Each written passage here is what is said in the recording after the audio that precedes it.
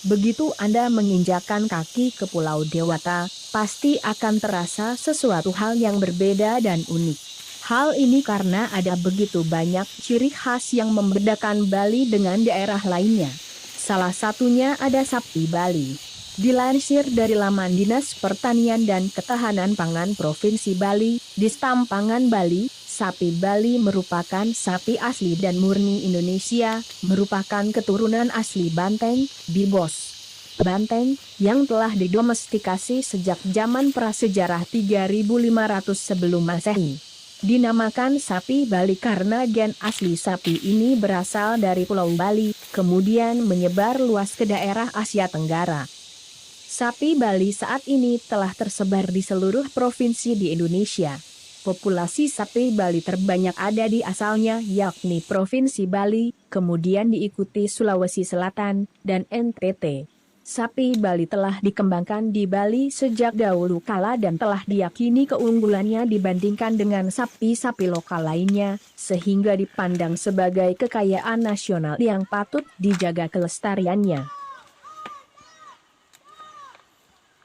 Usaha peternakan sapi Bali memiliki peranan penting dalam upaya pencapaian program swasembada daging sapi.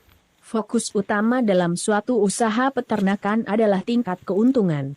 Tingkat keuntungan yang diperoleh peternak sangat menentukan perkembangan peternakan serta efisiensi usaha peternakan. Semakin besar keuntungan yang diperoleh dari usaha pemeliharaan sapi, maka semakin rendah angka efisiensinya. Usaha peternakan merupakan potensi yang dapat dikembangkan di pedesaan karena mampu memberikan tambahan penghasilan bagi petani dan penyerapan tenaga kerja. Peternakan rakyat memegang peranan utama dalam pembangunan subsektor peternakan dikarenakan usaha ini merupakan porsi terbesar dari seluruh usaha peternakan nasional.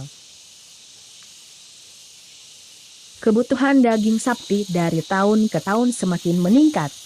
Hal ini dipicu oleh adanya pertumbuhan ekonomi yang meningkat dan pertumbuhan penduduk sehingga daya beli masyarakat akan semakin tinggi. Sementara, hingga kini, untuk memenuhi kebutuhan daging di pasar lokal, pemerintah melakukan impor daging sapi dan daging lainnya. Melihat kondisi tersebut, mengembangkan usaha peternakan sapi menjadi peluang yang besar dan menguntungkan. Kegiatan usaha penggemukan sapi potong dimulai dari membeli sapi bakalan jantan berumur 2,5 tahun untuk digemukan selama 3-4 bulan, kemudian dijual kembali. Berbeda dengan usaha pembibitan, di mana kegiatannya dimulai dengan memelihara sapi induk hingga dewasa dan menghasilkan pedet bibit-bibit baru sapi bakalan untuk digemukan.